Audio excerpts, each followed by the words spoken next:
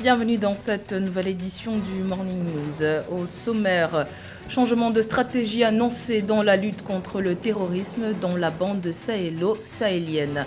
Les ministres de la Défense du G5 Sahel étaient réunis à Niamey il y a quelques jours pour mettre en place une nouvelle approche sécuritaire. Un léger remaniement ministériel au Nigeria. Le président Muhammadu Buhari a décidé de se séparer de ses ministres de l'énergie et de l'agriculture. Décision qui, selon l'exécutif, résulte d'un processus d'auto-examen indépendant et critique des projets gouvernementaux. Et puis, l'Éthiopie ferme sa représentation diplomatique en Algérie, une parmi tant d'autres qui seront fermées d'ici peu. En proie à une crise économique liée au Covid-19, le gouvernement fédéral entend réduire les dépenses liées au fonctionnement des ambassades.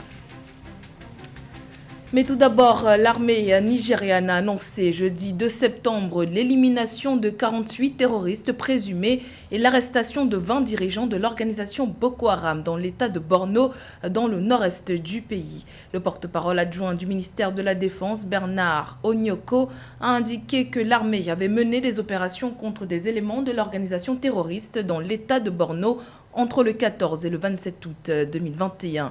Il a ajouté qu'en plus des 48 terroristes tués, 565 autres s'étaient rendus aux forces armées.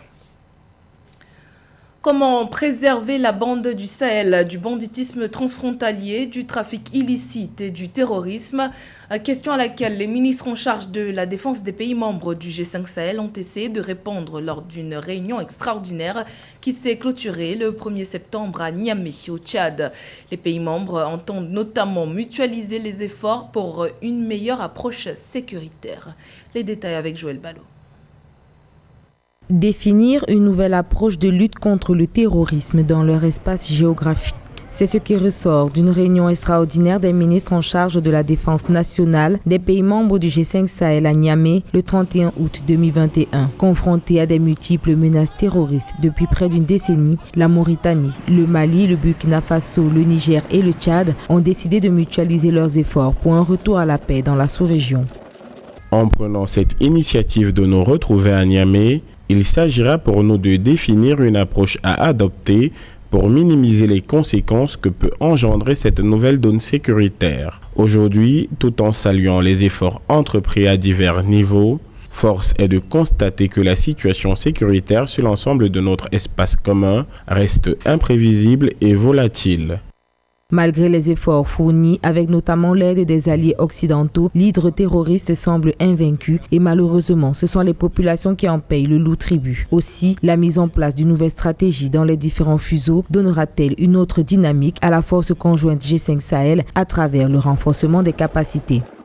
De plus en plus, ce qui est important, c'est qu'il y a des initiatives qui sont vraiment prises au niveau du G5 Sahel et qu'on essaie de se passer de l'expertise de la France et de son apport dans le domaine de la lutte contre le terrorisme au Sahel et même du renseignement. Donc, la nouvelle donne se lie également à la lumière de l'implication de plus en plus pressante de l'Algérie. La question sécuritaire est une priorité dans la bande du Sahel. Mutualiser les ressources pour arriver à cet objectif, celui de sécuriser la sous-région, aura pour effet direct la libre circulation des personnes et des biens. Les ministres nigérians de l'énergie et de l'agriculture ont été remerciés le 1er septembre dernier.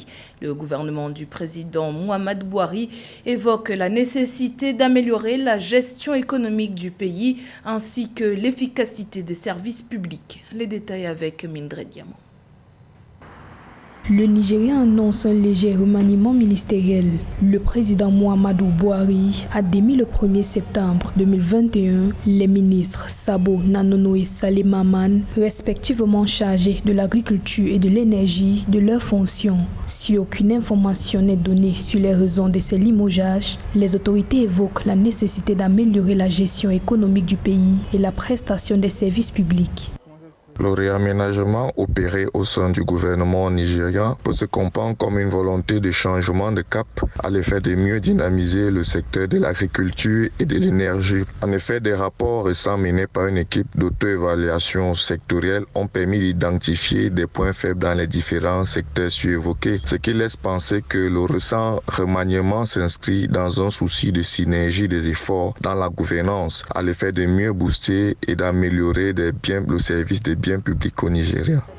Désormais, le ministre de l'Environnement, Mohamed Mahmoud Aboubakar, va assumer les fonctions de ministre de l'Agriculture et du Développement rural, tandis que le ministre d'État aux Travaux, Aboubakar Aliou, assumera les fonctions de ministre de l'Énergie, selon un communiqué de la présidence.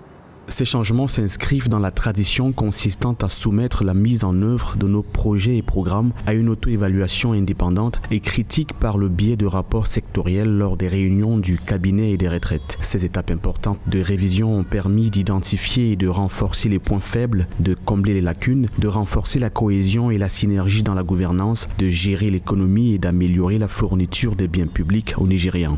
Précisons que les anciens ministres de l'énergie et de l'agriculture sont en poste depuis la réélection du président Buhari en 2019. Alors que la situation sécuritaire du Nigeria devient de plus en plus dégradante, le chef de l'État annonce également de nouvelles réorganisations de son cabinet dans les prochains jours.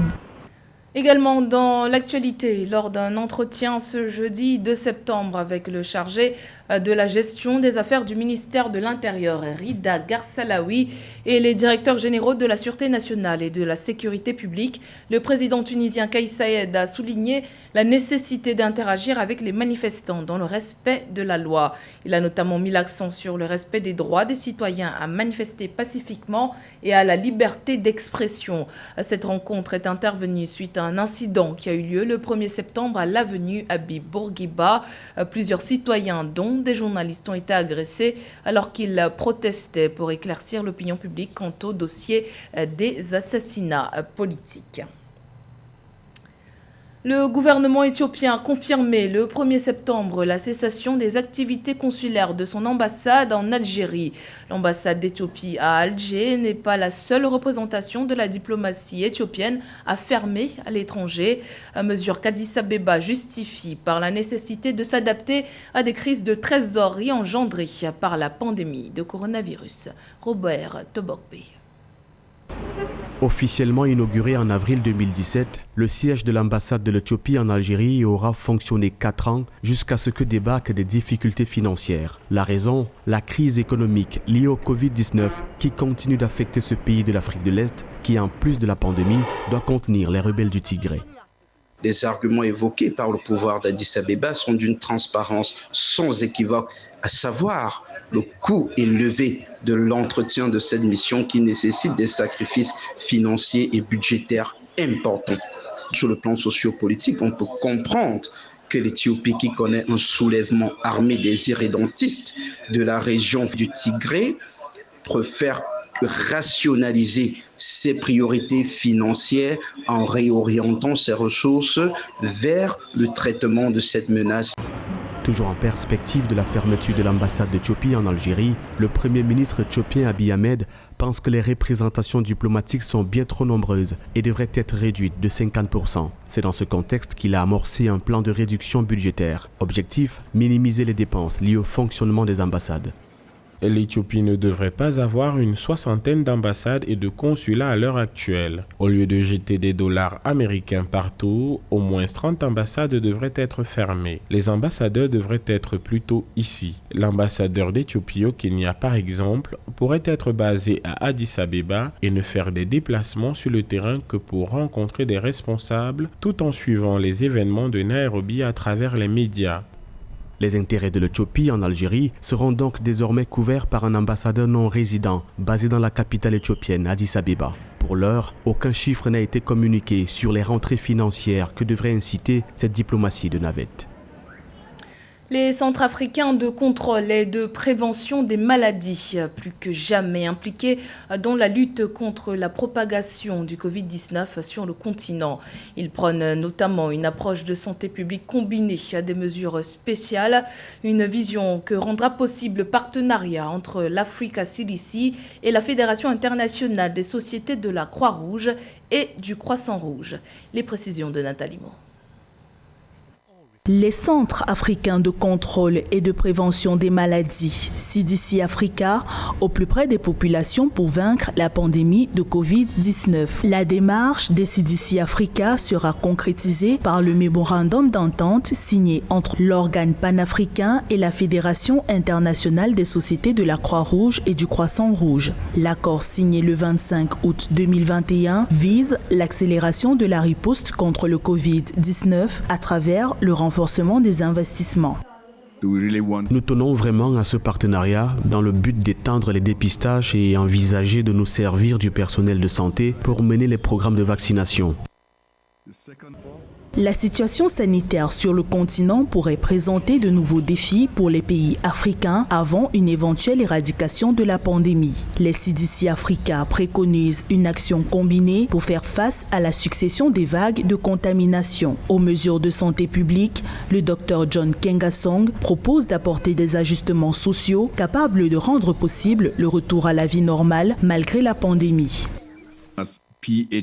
Le programme de santé publique et de mesures sociales que nous avons mis en place serait important pour définir des systèmes d'alerte qui vont nous indiquer les zones de grande circulation du virus. Cette méthode pourrait permettre de remplacer les mesures de confinement national par des mini-confinements.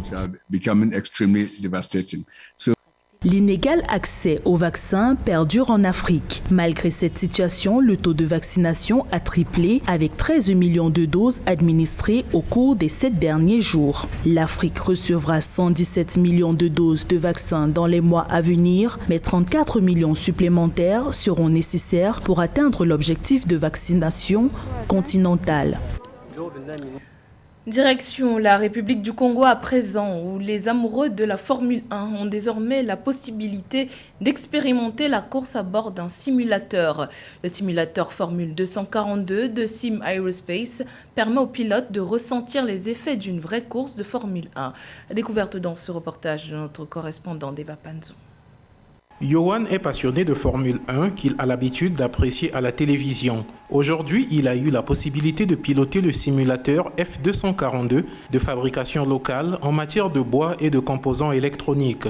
Il est tout de suite subjugué.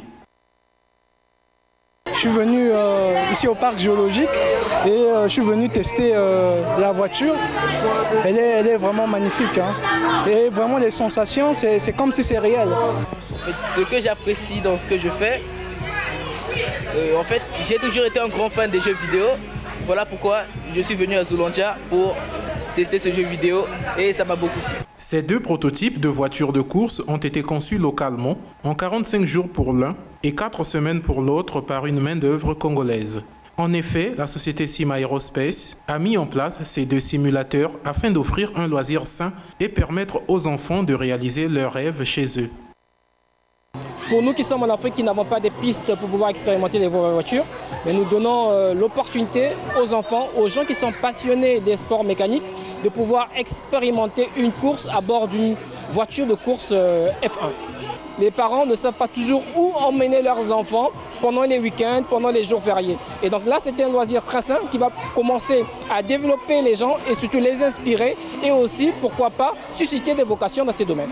Le simulateur de course F242 est disponible au Zoulandia, le parc botanique de Brazzaville. Notons que Sim Aerospace a aussi conçu un simulateur de vol qu'elle installera bientôt dans ce site, pris d'assaut par les enfants le week-end. C'était le journal de la rédaction. Merci pour votre fidélité. Dans un instant, une nouvelle édition de l'actualité sur Africa 24.